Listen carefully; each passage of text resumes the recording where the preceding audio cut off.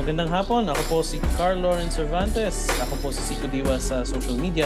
Nakikinig kayo sa Radyo Kapwa sa CKUT 90.3 FM. Where all Filipinos are Filipino enough. Mabuhay, everyone! This is Veronica from Radyo Kapwa on CKUT 90.3 FM. Very excited for today's episode. We have a guest all the way from the homeland. And again, I'm joined here by my co-host Desiree Ruiz, our sound engineer Laura, Fanny, our guest coordinator Martin, and then Eli on training. And we also have Carousel, who's joining us to be one of our hosts, filling in for France. So for today's guest, we have Lorenz Cervantes. He is a psychologist and a researcher. His published papers and essay focuses mainly on transpersonal and indigenous psychology. He completed his master's degree in Ateneo de Manila University, where his research focus was inspired mainly by the psycho-spiritual studies of Father Jaime C. Bulatao. He is currently a senior lecturer in the University of the Philippines in Diliman, Quezon City. Carl also shares his research and designs via social media, as well as in a blog and podcast under Sikodiwa from Psychologia or Psychology or Diwa or Consciousness. So for those who follow me on my personal Instagram as well, you might see that sometimes I do share his work to kind of inspire of my own reflections, and San Kapwa as well here and there share his story. So Mr. Carl, I'm not sure how you want me to refer to you. First of all, maraming salamat sa oras mo na pumunta dito sa podcast namin. And we can actually speak both English and Tagalog. It's up to you. So salamat ulit. And we have like a little bit of long bio, but please, if we missed something or ano pang pwedeng maisabi for our listeners here based in Montreal primarily, because this is broadcasting live on from Wednesdays. Hello, everyone. Thank you for inviting me. I'm very excited to have this discussion with you. This is going to be really interesting. Just very, very excited to be here and just looking forward to what would go on. Yeah. Just call me Carl. Yeah, just call me Well, Carl. welcome, Carl. This is Desiree speaking. It's such a pleasure to have you here. So for folks listening, so I'm the director of marketing for Centre Kapwa and Radyo Kapwa, and I am, take care with the amazing team of marketing coordinators. We share so much of your content to help our community understand the essence of Kapwa. Because truthfully, I never heard of the word Kapwa until a few years ago when I started my decolonization journey. And so there's many others that haven't heard of Kapwa. So I just wanted to thank you for your work and thank you for all of the content that you put out there. And my question for you is what sparked or what led you into this work? Right. So I think I've always been surrounded by magic and mystery. I was born in the Visayas. I was born in Negros Island. And in my grandfather's old house, there used to be this hallway of books. And I used to really read these books. He had a lot of these books on psychology, pop psychology mostly, mysticism, religion, psychic experiments, all these really interesting things. So I spent a lot of my childhood afternoons just reading that. And, I grew up and I found that the things that I was reading on magic, religion, mysticism were actually realities that I experienced. These were things that are, that have been going on around me.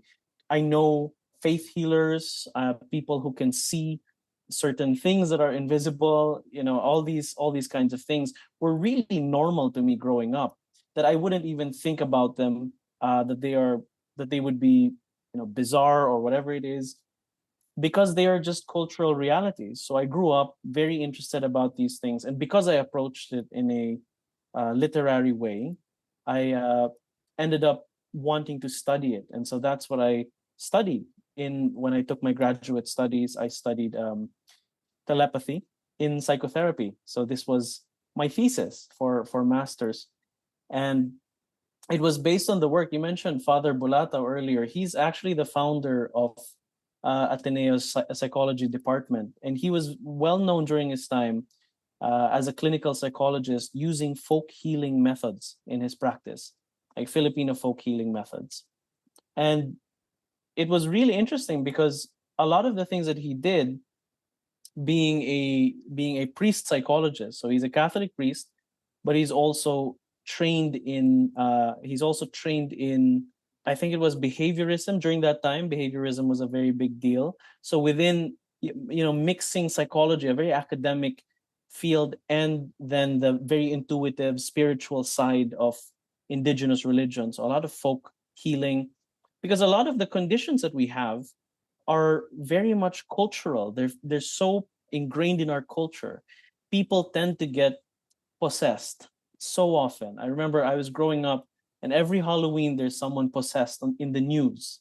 And this happens just recently. There have been possessions in schools, mass possessions.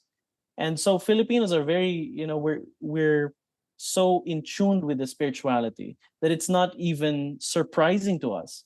When recently, I think it was last year or last year, someone got possessed live on television, and that was really interesting. I mean, a lot of people turned it into a meme, but it was really interesting to see also as part of a cultural psychology.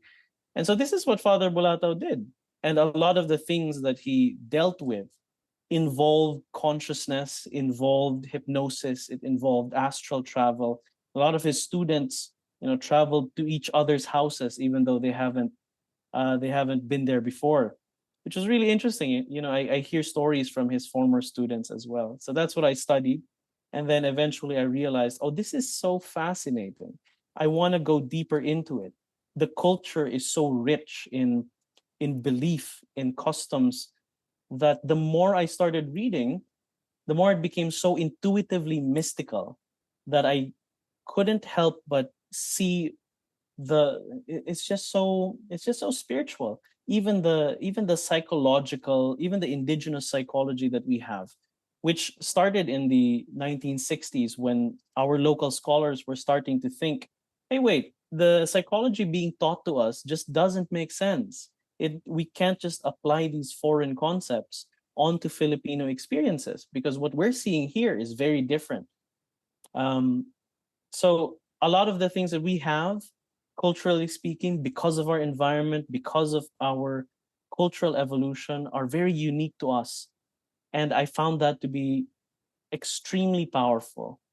Yeah, sorry, humaba na. It became a long ramble here, but this has always been interesting to me. That's why my main interest really has been folklore and consciousness. Wow. I mean, It's a everything lot you now. No, it's a lot, but thank you for voicing it and wording it like that. And I'm just going to speak from my own experience. Like growing up, again, in a Catholic, also Bisaya, and my parents were very, very religious. So everything was focused around the church. But I was always so drawn to spirituality, and I was always so drawn to what I would see from movies with indigenous folks from Turtle Island. But I would always say, no, that's not me. There was always this huge disconnect. But I'm not going to lie, for ever since I was a little kid, there was always a huge connection that I had to spirituality. But the voice that I told myself was, it's not, that's not me. That's not my identity. My identity is very much connected to the church. So again, thank you. Thank you for your work. For me, it's like Veronica speaking. Sorry, I got a lot of things to say.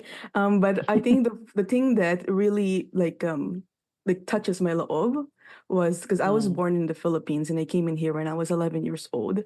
I remember when we went to some parks in here and there's like a forest area, and in my head I was telling myself, okay, tabi tabi po, tabi tabi po, tabi tabi po, and then I jokingly told my partner who is not Filipino that I'm like, I keep on doing this mantra of like, oh, excuse me. And I don't even know how to like translate it either in English or in French. And then she started laughing and she says, why, you think the lands here don't have spirits as well, or they're just probably Canadian spirits? What if the spirits in the Philippines followed you from the plane and you have to say you're tabi tabi po? And then I didn't understand what she meant by kind of keeping this type of like folklore identity uniquely from our homeland. But then that's when she goes, this is customs and beliefs that you have from your country, and I think that you should keep it. And I'm like, well, it's just like sabi-sabi lang ng mga tao. Like, you don't really do it. And because she came from a specific community, like in this province, she's like, no, this is all important. You should look into it and like check out published stuff. And I'm like, I don't think there are people in there who's going to like go higher education and really study why we say tabi tabi po, tabi tabi po, tabi po. And then when I found out about you, that's when I'm like, so it's not just me who's curious about this, and it's not just me who really wants to dive deeper to our spirituality and going far beyond, even with being going to pre-colonial, and even like trying to kind of nitpick and unpack which one is the one that brought by the Yuhan, the colonizers, and which was the one that we had been practicing before, and which was the one that's kind of like adopted with Catholic teaching. So I was just like I'm very curious about that, and you talking about our spirituality and beliefs and these customs that we actually were able to keep to this day. So I just wanted to comment on it, but I know that Carousel wants to pose their questions as well. Hi, Carl. I have two questions actually, and like I said, I'd really love to pick your brain, but I only have such short amount of time.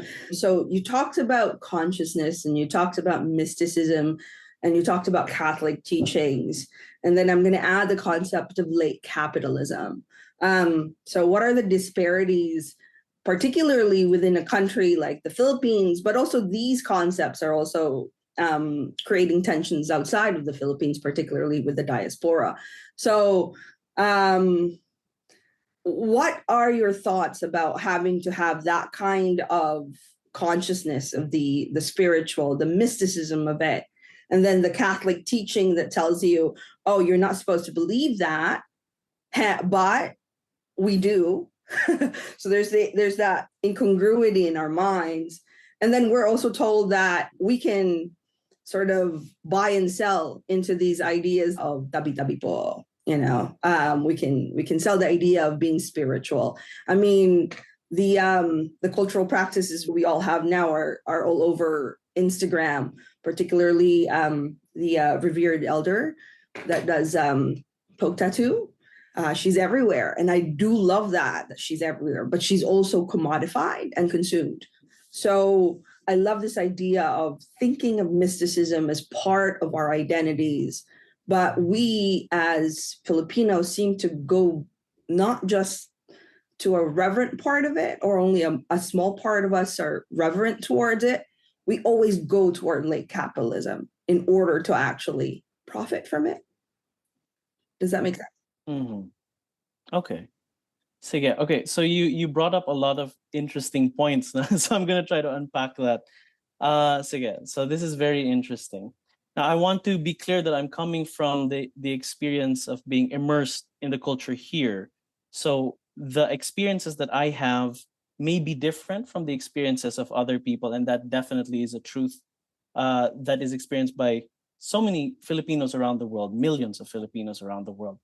So when we talk about religion, it's almost always a difficult topic to talk about, of course, with the history, the very painful history of Catholicism in the country, and as it still affects people around the world in terms of their identity, in terms of the way that they live their lives and express their truth. When it comes to our experience here, it has always been not just deeply ingrained, because a lot of people, they want to talk about religion in terms of syncretism, and syncretism means that there are multiple things that weave together that somehow are able to exist together, but they're still unique traditions. But I don't see it as, or at least a lot of us, we don't see it as syncretism in the sense that there are pure traditions. It's more of a localization of things. So uh, the Catholicism that is practiced today, at least in the Philippines, is so deeply animist that the Catholicism is very much just a metaphor or a language that is used to express the deeply held beliefs that have come from our history. So, for example, in January, we practice what we call the translacion, which is the moving of the Jesus Nazareno, the Black Nazarene, in Quiapo from one place to another. Now, thousands of Filipinos, I think this year it reached 1 million, I don't know, but thousands of Filipinos in a crowd would go to Quiapo as a pilgrimage just so that they can wipe their towel on the statue and feel healed. Now, this is an animist practice, essentially. And I mean, you would also go to Antipolo with the Our Lady of Good Voyage. And the Our Lady of Good Voyage, you'd go there. There are hundreds of Our Ladies out there. In the Philippines, there are multiple Our Ladies for different intentions. And people would go to Antipolo to have their cars blessed. And this is also a very interesting folk belief. A lot of the saints that we have are treated as though they were anitos, the anitos of the old, of the old country. I was speaking with a folk healer a few weeks ago, and she told me that she had an altar of saints. But to her, it didn't really matter what the saints were. What she did with those statues was that she says she feeds them as though you would feed a child, so that they would grow and become more protective of you. And they would be the bantay of the house or of the community or whatever it is. So you see, the practice of Catholicism, aside from, of course, the cognitive and political, that thing exists, definitely. But we also have the grounded, ordinary, everyday mystical practice that is using the language of Catholicism to express animist things. So I told you I grew up with a faith healer. We're very close with a faith healer, and she uses Catholic symbols. We have the Our Lady Mediatrix of All Graces in Lipa, which was ruled by the Vatican as not supernatural, and yet people have apparitions and healing because of this. And she uses that, but the method that she does her faith healing is still very much closely related to folk healing methods. It's the same thing that folk healers would do. So the language is just different, but the practice is the same. And when it comes to, you mentioned capitalism now, and this is very interesting because a lot of folk healers would tell you, a lot of genuine folk healers in the Philippines would tell you that they will not charge money to do the things that they would do. They shouldn't, because it's a gift from God, because it's a gift from the divine. So why would they charge that? So the folk healer I was speaking to a few weeks ago, she told me that, when the folk healer would get blinded by money, they would do things like bad things, harming others, just so that they can get money. And this is something that happens. And she was very critical of these people who would charge exuberant amounts just for services, for folk healing or magical services, like casting curses. So they're very suspicious. Even people who sell magical items, they would tell you that it's not really, they're not selling it in the sense that it's a product, but more of, we're just looking for donations. They would call it limos, right? Or alms. So this is interesting. Now, put in the context of the Philippines, you'll see that a lot of the practices here are actually still rooted in the animist practices of old. So yeah, so that really is a very interesting thing that I've noticed here, which is why whenever I'm discussing these kinds of things with people who are of different religions, it's not really an issue on the cognitive level that we have to ask, oh, what do you believe in? Argue your beliefs and so on, and why this and that. It's not an issue of that. It's an issue of how did it manifest in your life recently? The spiritual is so ingrained, so deeply ingrained, that it's not something that's, it's just something that moves through. We're just moving through it. It's not a cognitive thing. It's a deeper felt thing. It's very felt. You've touched on the idea of what you call loob, which we in the West really have a hard time coming from Western teaching. I apologize; those are my cats running around. So you speak of this sort of interconnectedness and intersexuality of how you see concepts, and then how you felt those feel rather those concepts, and then embody those concepts in your everyday lives. And so it's very interesting how you've explained sort of, and really made sense in so many ways. How do I, as a Filipino, come to terms with being Catholic, come to terms with folklore belief, and then come to terms with capitalism? And so you sort of define that for yourselves and define that within the community rather than outside sources defining it for you, or the capital defining it for you. So me coming from outside, I've been here for about 27 years now. I'm only ever seeing snippets of what it feels like to have this kind of like this loob that you're talking about through the snippets I see in social media, of course, because I don't have, I wish I could transport myself into the Philippines and just talk to people there, but I can't. So the only medium we in the outside, or as we call it, gawas, from the from my cousins, they would call it, you're from the gawas. And so we only ever see that through the internet or through mediums that we can access. And so the intricacies of those kinds of relationships and those kinds of meanings and definitions are really just so far apart from us. May I ask a second question? And this is not connected to the consciousness and mysticism. I spoke of how I read your journal article, and I was really, I've highlighted some stuff, and I wanted to pick your brain on so many things, but I can only ask you one question because we have such limited time, of course. So you spoke of deep ecology, and this is from your article, Deep Ecology, Nature, Spirits, and the Filipino Transpersonal Worldview. And I have a question in regards to, because the Philippines has this connotation or a connection to how our waters are dirty because it's plastic. There's so much plastic in our rivers, or that it's polluted or something like that. And so we're always touted as the second or the third dirtiest, whatever the West would call it, dirtiest country in the world, because we don't seem to know how to do anything with the plastics we have in the Philippines. But it seems like to me that we do have answers for it, and I'm seeing that in your article. And so how does deep ecology connect to climate change? And can we connect create climate change solutions from these teachings? Right. Okay. Well, you brought up something earlier that I also want to touch on, but maybe we can talk about it later, more about the loob and how it can actually be applied. Actually, can I touch on it now before I move on, just so we're on the same page with this? So the loob is just a spatial metaphor. No? The reason why it's become so prominent in the literature is because we use it in so many different words, to the point that it already starts to imply, certain philosophical things.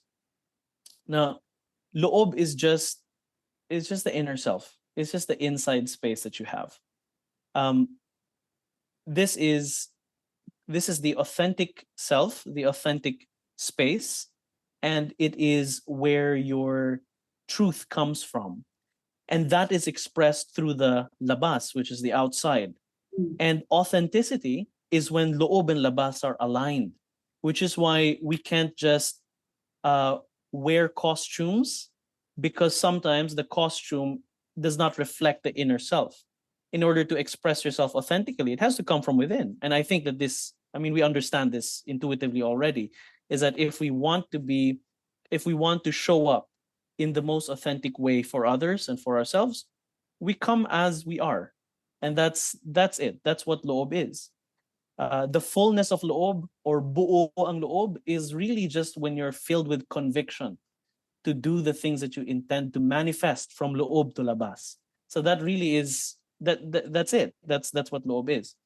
And when it comes to deep ecology, we've always thought of ourselves as so separate from nature because we've learned how to control it, we've learned how to manage it, and we've learned that a lot of it is limited. A lot of the resources that we have are limited, and so we fear that if we don't hoard our own resources, others will take it away from us.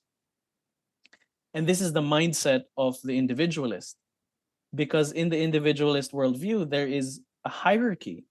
You have to be on top so that you can have enough resources. That's the comfort that you have. And the philosopher Alain de Botton called this status anxiety, because if you don't have the status, you will lose access to resources, to comfort, to everything else. And you become what we say, you're a nobody, you're no one. And so that you're invisible to society, you become marginalized, vulnerable, and so on. Now, this desire to hoard things comes from that fear of others taking it from us. The competition, the mindset of a competition, and we're always competing with other people. Relationships become transactional. That's why cultural values like utang na loob become translated in a transactional way, because the world is already becoming more transactional. And it becomes that today what self-care means is to cut people off, which is really interesting. Now, this is a form of isolation, and it's an individualist way of dealing with an individualist world. So that's the issue that we're facing today: the loneliness, the alienation from nature, the alienation from people. But looking at our indigenous beliefs, looking at the natural way that we've been relating with nature, the beliefs that have survived, we've always known that once a person passes away, they just go back into nature. And this relationship with nature manifests. You mentioned earlier, I think Veronica mentioned it earlier with the tabi-tabi po. Now you say tabi-tabi po. In other places, you say bari-bariapo, which is the same thing. Or in earlier times, we would say paraan po lelong, or excuse me grandfather, I'm gonna pass. So the belief of the laman lupa, which is the elementals of the earth, we say nuno sa punso, which is the old man on the mound, matanda sa punso, nuno sa punso. The word nuno comes from ni nuno, which is ancestor, the ancestor in the mound, the ancestor in the earth. So this relationship with nature, once we forget the names of our ancestors, they become nature spirits. They just become the diwata of the forest. They become all these beings. And in the past, they would have carved figures that we would call tao-tao, which is, or bulol. It's these what today we recognize as anitos, but actually they're called tao-tao, the carved figures of those people with their arms crossed, or sometimes they're standing. These represented household spirits, which were the ancestors. So each household would have multiple tao-taos. And our relationship with nature was very much like this. It was us and the spirits of nature. We are connected. If you look at the rituals that our folk practitioners would do with regards to nature, or at least with the nature spirits, it has always been about a negotiation. Negotiation in the same way that we would negotiate with people. It's the same form of negotiation that we have with people. So I'll give an example. Kasi in hierarchical religions, there's always like this hierarchy of a being that you have to defer to, almost like a monarchy. No, it's very monarchic, the King of Kings and so on. So I have to, oh Lord, King of Kings of the whole universe, please give me these blessings and so on. But for us, the relationship with spirits is like a friend, almost like a companion, like a servant companion in that way. The ancestor spirits were also called umalagad, from alagad, which is servant, like a servant companion, someone who can help you in your everyday life. And when we stop thinking in hierarchies, we start thinking in relationships. the relationship we have with the ancestor spirits and the spirits of nature, the ritual would go something like this. When you would do a ritual, it's not as if you would invoke a deity or of some kind. You would just offer some kind of food or animal sacrifice, whatever they used to do. And then they would say, hey, spirits of the trees, spirits of the forest, come over here, let's talk. I want to build a house here. Can you can you let me build a house here? It sounds something like that. So it really is just very much a negotiation. And I don't want to bump into the spirits. So I say tabi-tabi po. In the same way that if I go into a crowded place, I wouldn't want to bump into people. I just say, excuse me, I'm passing through. It's the same relationship that we have. It's a negotiation. The social dynamics are the same. So I was reading this paper also. I think it was Dr. Christine Meneses. She wrote a wonderful paper on how we can use indigenous values to relate with nature, to save biodiversity and cultural diversity, is to relate with nature in the same way that we would relate with people. The cultural values that we have of pakikipagkapwa, and that relationship, that dynamic can help hopefully save us from catastrophe, or at least keep the earth habitable for humans. Because who are we kidding, really? We say that we're destroying the earth, we're just destroying ourselves. And that really is the reality of what's going on. And last thing that I want to add about nature is that spirit is breath. And in a lot of these sayings that we have, for example, when a person dies, we say, nalagot ang kanyang hininga, their breath ended. In the Visayas, we also use the term ginhawa, which is also breath, also spirit. And the reason why it can be the soul of the person is because if there's no ginhawa, kung walang ginhawa ang buhay, walang buhay. There's no life if there's no ginhawa. And so that's the spirit.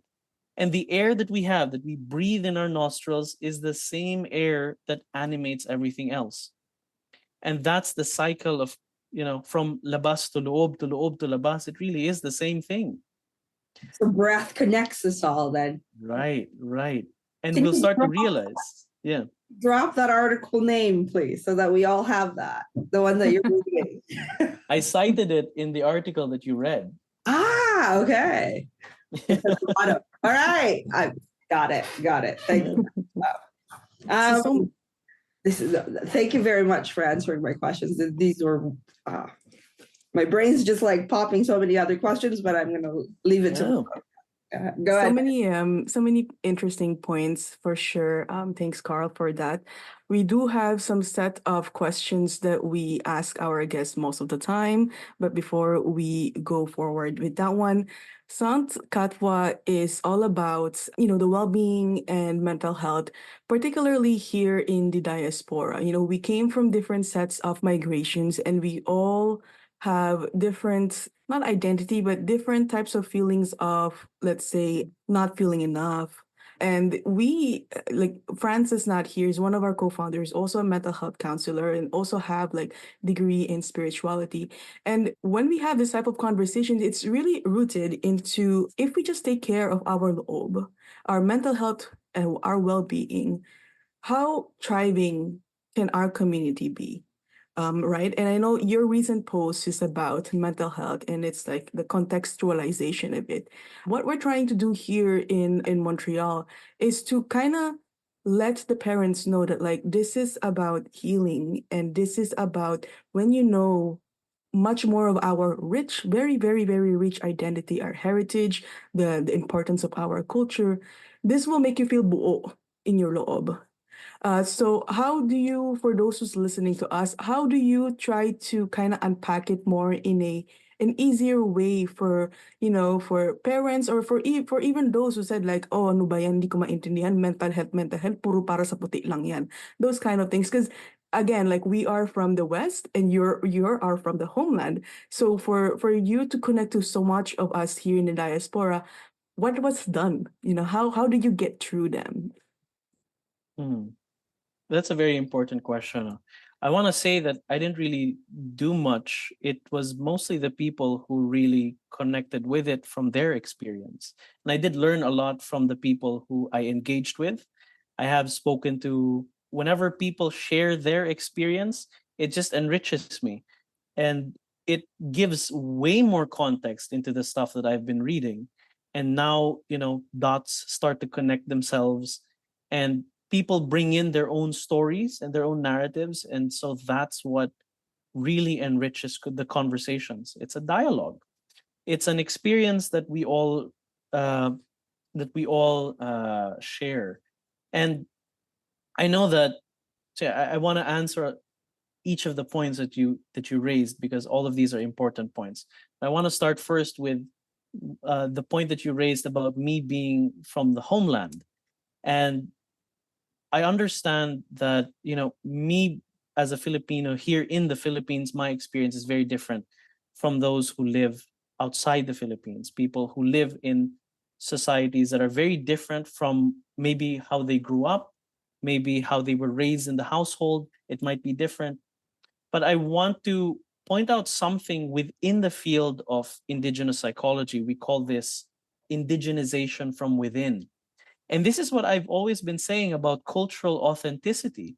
The reality of culture is that it's not static. There's no atom or particle of culture that we have to, find that exists as a sure essential function of culture. That is just not an atom of a table is not the table. It's the pattern that these atoms make and the meaning that we put into it that makes the table the table. In the same way, culture, there's no atom of Filipino-ness. It's the patterns that are created across geography, memory, time, and space that make what a Filipino is. It's an identity in motion, not something that has to be static, that we have to look for in the past, wherever we are, in a different place. It's wherever we are. That's why we have this saying, Filipino kahit saan, kahit kailan. Filipino anywhere, forever. And there's this concept called indigenization from within, which is the alignment, what I've been saying earlier, the alignment of the loob with the labas. It's the pagpapakatotoo, the authenticity of aligning that inner experience, internalized with your nuanced experience of wherever you are around the world, with the outside expression of your own cultural identity. And when we come into dialogue like what we're doing right now, this is what we call in indigenous psychology as cross-indigenous psychology, which is when we want to know the experience of what it means to be Filipino, I can't just dictate what Filipino is, because that would just be like the colonizers telling us who we are, and that just doesn't make sense. What we want to do is, I come from my experience, you come from your experience, and when we discuss and have a dialogue, that's the cross-indigenous experience, the relevant, inclusive Filipino-ness that becomes a more useful understanding of what we all experience. So this is the shared indigeneity. So in that sense, I suppose I just want to affirm that your experience is Filipino enough that it's worth being part of the discussion. It's part of the conversation. It's an experience that's part of the conversation. But when we come from, and this is the danger of it, because we're so ingrained in certain cultures and societies, when we start imposing the mindset of the society that we're living in onto this discussion, then we have to ask ourselves, does this still make sense to me? Does this still make sense to my own cultural identity? And that's the decolonization part. That's the questioning, the challenging, the reassessing, what we also call cultural revalidation, revalidating our understanding. So I just wanted to point that out before I move on to the next part. So now you mentioned about mental health. This is one of those things that the word itself implies a distinction between mind and body, because mental health implies a distinction between that and physical health, when in fact it comes together. Both of them happen at the same time. We need a healthy body to have a healthy mind, and we need a healthy mind to have a healthy body, and it comes together. It goes with. It's not like a linear way of thinking. It's a field of things coming together. Um, so it may be that's why, and that's what I'm seeing here also, because we do have a mental health law now, and we have a lot of young Filipinos here are also starting to get really, really aware about mental health, which is great. At the same time, mental health seems to be a very isolated thing. It's just isolated from everything else. So let's look into indigenous concepts of well-being. And I mentioned this already earlier. It's ginhawa. So when I went to when I gave a talk for mental health in Pangasinan, I was speaking with some farmers and leaders there. I did not approach because they asked me to talk about mental health. I didn't go in there talking about mental health and anxiety and all these clinical terms. I went in there and asked them, what gives you ginhawa? And ginhawa is the comfort, the peace, the breath that we have, the stability. What makes you feel like your breath is free? What makes you feel that your breath is free? Ginhawa is connected to economic stability. May ginhawa ang buhay. I can live with a stable life. A lot of Filipinos sacrifice their own ginhawa just so their families back home can have ginhawa. This is the reality of a lot of our overseas Filipino workers. So this is something that happens also. Ginhawa is also quite literally connected to the body. Because, for example, if a person is feeling down, we say mabigat ang pakiramdam. They have a heavy feeling. When a person is lethargic or what we might call depressed, we would say walang gana, no appetite. See another bodily embodied term. Walang gana, literally no appetite, no energy to do things. So if a person has gana, appetite for life, vigor, energy, excitement, if they have gaan, which is lightness of being, then they can have ginhawa. And all of this is embodied. Mental health, at least to us, is very embodied. You see it in the expression of when your friend is feeling down, you see bagsak ang muka, which is, their face is frowny and it just falls down. And you see it's not separate from the physical experience. And you'll see here also there are two words. You say katawan, right, which is body, and katauhan, which is the personality or the personhood of an individual. Katauhan and katawan both have the word tao in them, which is humanity or the sense of being human. And tao implies a lot of things, diba? And we know this already. Tao implies that we deserve dignity, we deserve respect, and we deserve compassion. And that's what tao means. Beautiful. One last question before we move on to our general closing questions is that Mm. I now use language, especially as a Tagalog speaker, to actually just go back and heal myself by understanding where words come from, and also understanding how our ancestors have been, because we are a community who practices oral history a lot. Mahilig tayong magkwentuhan lagi. And so in your practice, how does how necessary and how important it is to restudy or actually relearn more of our language, in this case maybe Tagalog for you, to have a deeper connection to who we are, our identity, and our history. Right. Very, very good question. Within indigenous psychology, you find the concepts that we study in the language. It's what naturally comes up. Common sense psychology. The concept of loob comes from the language because it's so apparent in our lexicon. Loob keeps coming up. And in other parts of the country, loob also manifests as buot, for example, in Visayas. We say buot, which is kind of the same thing in different contexts as well. So it appears in the language. It's the way that we speak. I just mentioned katawan and katauhan, which shares a similar theme. I suppose the only uh, the only difficulty that we can have, and suppose something that we can watch out for, is that we confuse the language with the meaning itself. That we get too focused on the terms, we get too focused on what's the right thing to use here, that we forget that language is just a communication device that has to be passed on, that has to be dynamic and moving. Tagalog itself borrows a lot of words from the Chinese, from the Sanskrit. There are some English words that have been Philippinized, like, as you know, comfort room, even the word commute. Apparently, rubber shoes. I didn't even know that rubber shoes was a distinctly Filipino thing. I don't know, because we refer to it to describe sneakers.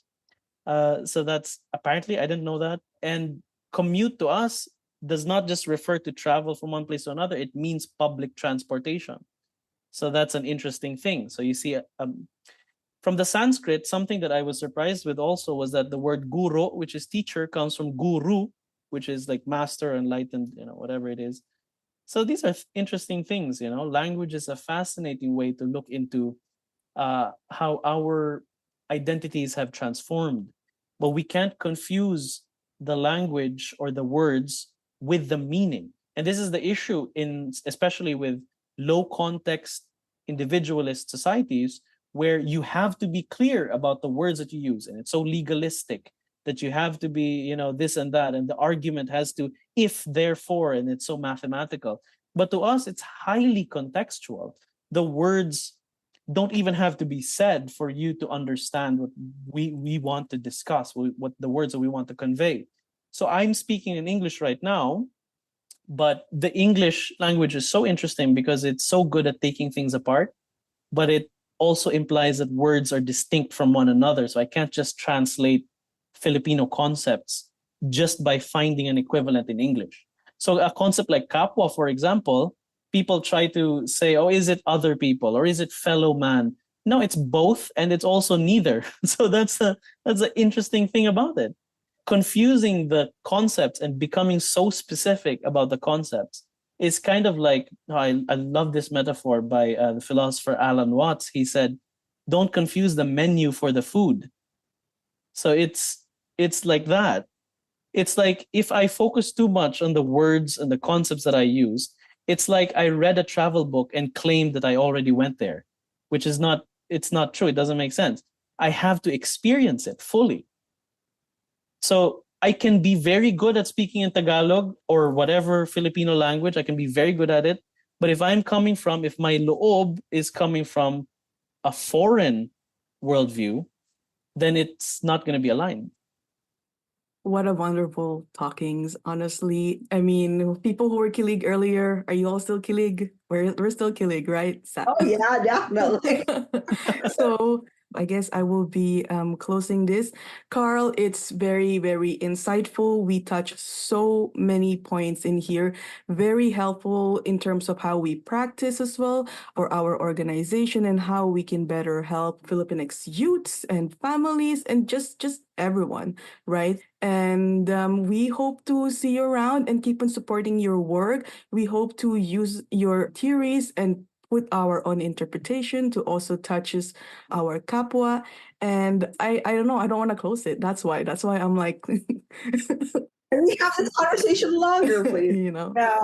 Thank you very much. This has been very illuminating. We're gonna keep following you, and hopefully we can get you again and speak to you again and pick your brain again. So just to close, Carl, for those who's listening to us, they're very interested in your sayings and the way you speak and your teachings. Where can they find you? So I'm on social media. I'm Sikodiwa on Instagram. I try to be consistent about that handle, so you could probably find me elsewhere also on as Sikodiwa. So I have a blog, I have a Substack, which is also Sikodiwa. I also have a Spotify podcast. I'm not very active on that, but I do have a lot of previous conversations with a lot of interesting people also. I try to make the talks that I give accessible to most people. So I upload recordings on YouTube. I'm not very active on YouTube. I'm not a YouTuber, but it's an archive for me. So everything's there. So just the links that I post on social media, you can find me wherever it is anyway. I have these publications online also. I do have I have a WordPress, and in that WordPress I have a list of the publications. If you want to read each one, you can also find me on ResearchGate. Actually, I upload my research there also, for more accessibility. I try to make all of this really accessible for more people. So there you go for those who's listening to us on Radyo Kapwa on CKUT 90.3 FM. Carl made it very accessible for us all the way here in the diaspora in Montreal. And we are honored to have Carl in our podcast. Not podcast, a radio show. And once again, yes, thanks so much and mabuhay to everyone. See you next week on 2 p.m. to 3 p.m. Bye. Hello, hello. This is Fenny Cristo representing Radio Kapwa on 90.3 FM CKUT, where we broadcast every Wednesday from 2 to 3 p.m. We had an intense interview with the one, the only Sikodiwa. Now, we're about to get into the latest news from the homeland. Normally brought to you by John Marvin Reyes, but he's in Toronto right now, along with the rest of our Centre Kapwa peeps for the Kapwa Rising Conference by Kabanka, Canada. So, today, I'll be answering the question, Anong balita sa Pilipinas? Well, with 10,000 jeepneys to be taken off the road, commuters fear undersupply of public transport. Mobility advocates urged President Ferdinand Bongbong Marcos Jr. to ensure a steady supply of public transportation after thousands of jeepneys are expected to stop operations within the month. This comes after the Land Transportation Franchising and Regulatory Board, also known as the LTFRB, announced that over 10,000 jeepney units are now considered, quote, calorum, end quote, after failing to consolidate into cooperatives or corporations last Tuesday. Quote, the President, Department of Transportation, and LTFRB should make sure that commuters will not suffer from a lack of public transport options because of the consolidation deadline, end quote, said Alt Mobility PH in a statement on Thursday. Additionally, lay down the next steps of the program, he said. LTFRB chairperson Teofilo Guadiz III earlier said that losing 10,000 jeepneys, quote, wouldn't result in a transportation crisis, end quote, saying that commuters have trains, taxis, buses, motorcycle taxis, and ride-hailing apps to choose from. He also said that jeepneys are even at an oversupply. The government's Public Utility Vehicle Modernization Program, also known as the PUV-MP, earlier encouraged jeepney and UV Express operators to consolidate before April 30. Failure to do so would prohibit them from continuing operations. The PUV-MP aims to transition vehicles into using Euro 4 engines or electric minibuses 3 years after the consolidation deadline. However, some operators find modernization too expensive since the vehicles cost up to 2 million pesos each. According to a study released in 2020, over 8.95 million Filipinos ride traditional jeepneys per day. Each unit has an average maximum capacity of 12 to 16 passengers. If one were to fill up 10,000 jeepneys at a single moment, this would result in up to 160,000 passengers. This means that the number of commuters that would be forced to look for other modes of transportation would be much higher, since a jeepney driver usually makes multiple trips, picking up commuters along a designated route. In connection to this, Alt Mobility PH urges the government to address the following concerns. 1. Better social support mechanisms such that no one will lose their livelihood. 2. Significantly increase government support in the form of subsidy or waive duties for the purchase of new units. And 3. Proper implementation and monitoring in select pilot cities rather than nationwide implementation. Jeepney drivers and operators have earlier sought the intervention of the Supreme Court to issue a temporary restraining order, TRO, against the PUV-MP as piston fears of ballooning unemployment for drivers and debt for operators.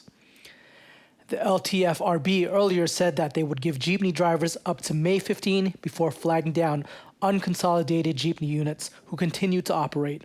Those who would continue to violate after that would be given a 50,000 peso fine on top of a 1-year suspension for the driver.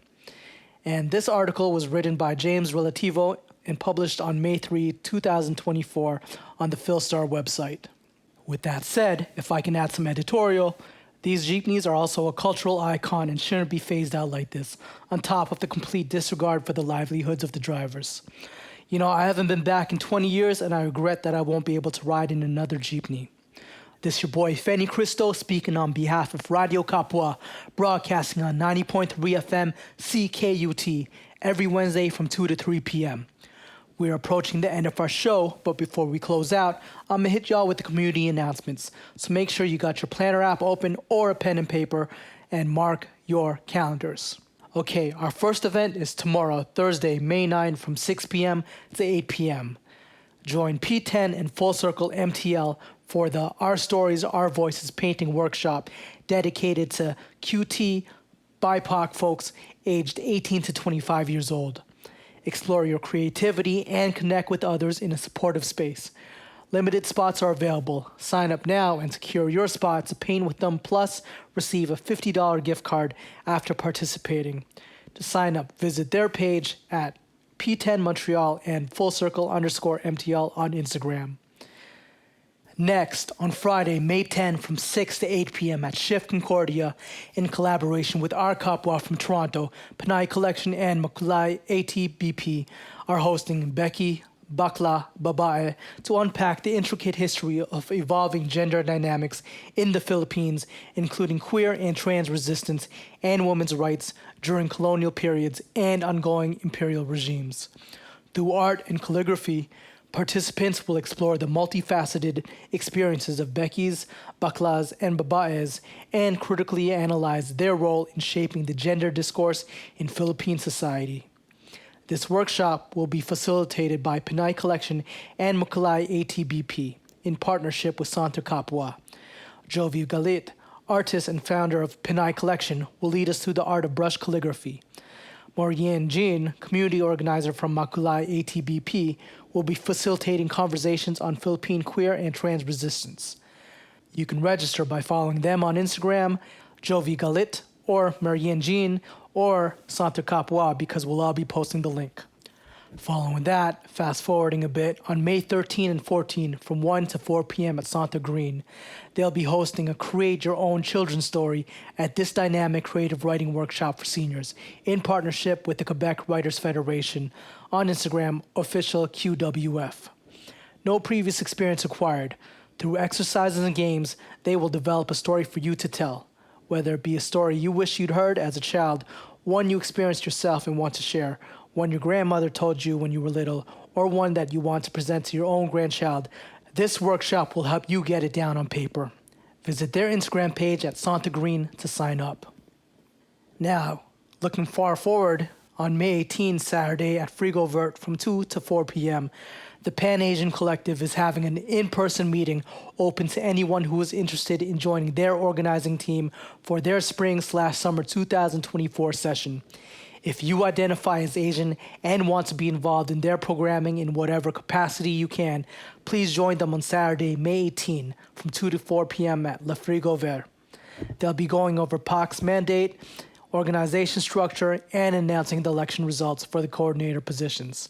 Snacks, coffee, and tea will be provided, and the space is wheelchair accessible. For more info, visit their Instagram page at PACMTL.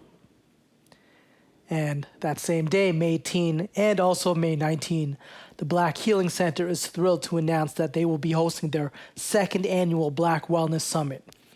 They will be partnering with some of their favorite Black facilitators to create a sacred space, FUBU, also known as For Us By Us.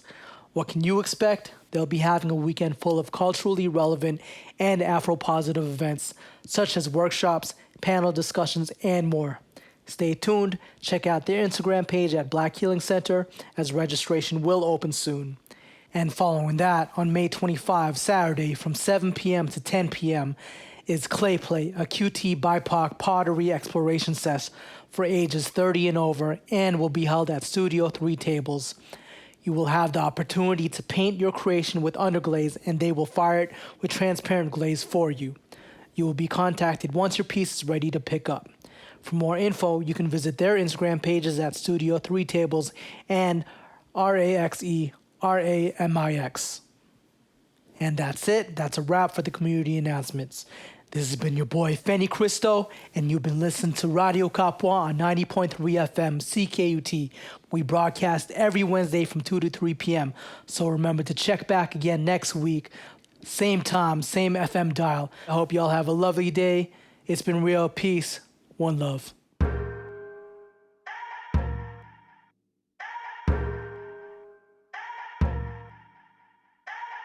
Liberation for one is liberation for us all. Tuloy ang laban.